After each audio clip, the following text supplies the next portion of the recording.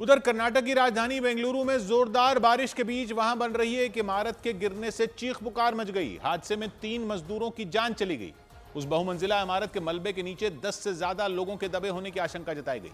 राहत बचाव में जुटी टीमों ने उनकी तलाश तेज कर दी। क्योंकि वो भारी भरकम इमारत ताश के पत्तों की तरह भरभरा कर गिर गई। वो बहुमंजिला इमारत धीरे धीरे एक तरफ झुकती नजर आई और महज 5 सेकंड के अंदर वो पूरी तरह जमीन पर बिखर गई। दिल दहला देने वाली इस घटना को जिसने भी देखा वो दहल गया, क्योंकि कई महीनों से बन रही उस इमारत का कोई एक हिस्सा नहीं ढहा, बल्कि पूरी की पूरी इमारत ऐसी गिरी कि मानो उसे जड़ से उखाड़ दिया गया। इस हादसे में जान गंवाने वाले मजदूरों के परिवारों का रो रो कर बुरा हाल हो गया।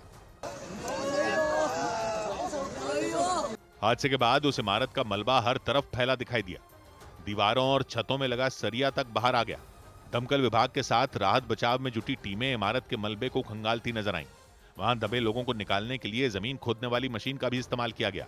इस बीच भारी बारिश के बाद बेंगलुरु की एक हाउसिंग सोसाइटी में फंसे लोगों को एनडीआरएफ की मदद से बाहर निकाला गया। बताया गया कि बारिश की वजह से उस सोसाइटी के ग्राउंड फ्लोर वाले मकान आधे डूब गए।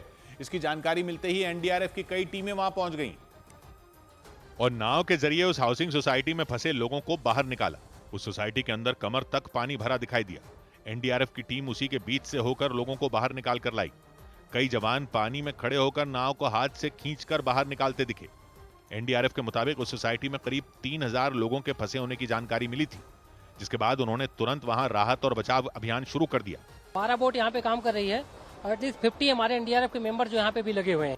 उस सोसाइटी के अंदर इतना पानी भर गया था कि लोगों का पैदल चलना मुश्किल हो गया। ऐसे में लोग अपना अपना जरूरी सामान लेकर नाव पर चढ़ गए, जिसके बाद उन्हें सुरक्षित बाहर तक लाया गया। सोसाइटी के बाहर वाली सड़क भी पानी से लबालब नजर आई। एनडीआरएफ की टीम ने उस सोसाइटी से बाहर निकाले गए लोगों को वहां मौजूद एक फ्लाईओवर के नीचे खड़ा कर दिया, जहां से उन्हें सुरक्षित जगहों पर ले जाया गया।